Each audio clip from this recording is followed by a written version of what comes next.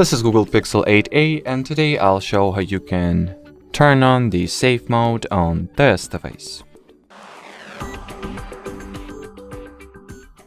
So first you will need to simultaneously press the volume up and power keys. Then in the power off menu, hold your finger at the power off option.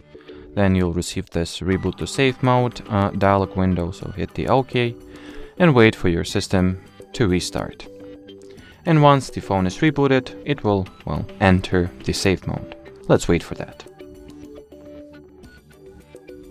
So as you can see, the system is now in the safe mode. In order to exit it, just once again launch the power off menu by simultaneously pressing the volume up and power keys and restart your device. And well, that'll be it for this video. Thanks for watching and bye bye.